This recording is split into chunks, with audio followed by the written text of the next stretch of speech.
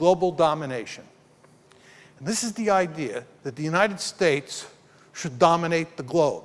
There are no three important areas. All areas are important. You dominate the globe. You're willing to use military force anywhere.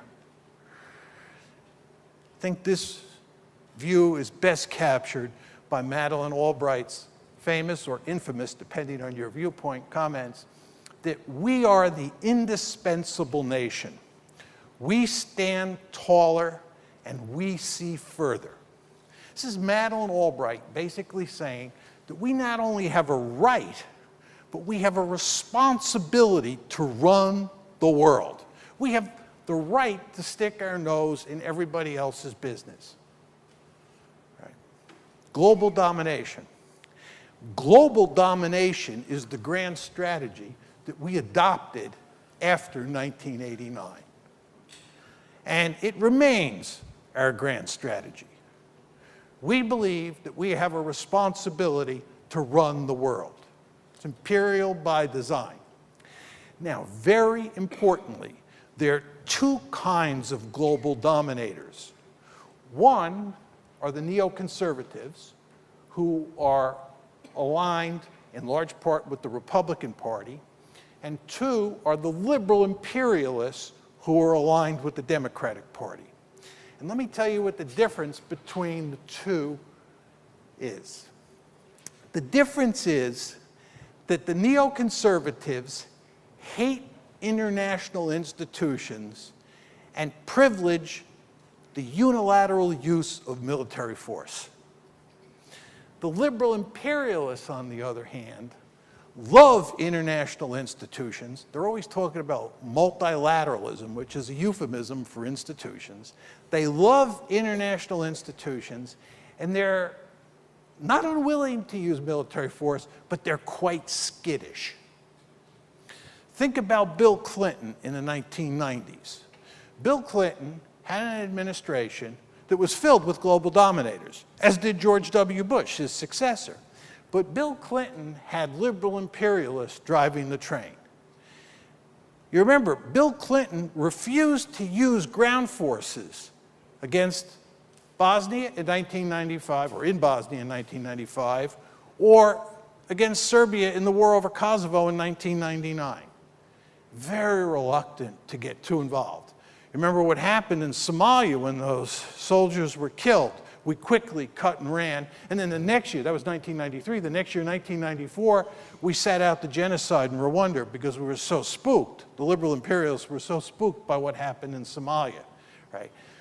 And every time we used military force, we tried to do it multilaterally. We wanted allies to get involved, right? We wanted to work through institutions like the UN and NATO and so forth and so on. But the goal was global domination. After September 11th, the neoconservative strand of global domination moved to the fore. And you all remember the Bush Doctrine. You remember the rhetoric after Afghanistan fell and before we went into Iraq, where we believed that we could act unilaterally with our military force to reshape the world in our own image. This is Fukuyama and Krauthammer coming home to roost, right? It's the idea that the United States has this incredibly powerful military, right, and the wind at its back, and doesn't need allies because we're not going to do it diplomatically. We're going to do it with the big stick. And we have a stick that's so big that we don't need a lot of help. Most of you probably don't remember this, but right before the Iraq War, which started on March 19th, 2003, George Bush dialed up Tony Blair, and he told Tony, if you don't want to go with us, you don't have to go. Because he knew that Tony Blair was the only guy in Britain who wanted to go. Virtually everybody else in Britain thought this was a Looney Tunes operation, including everybody in his government. But Tony wanted to go.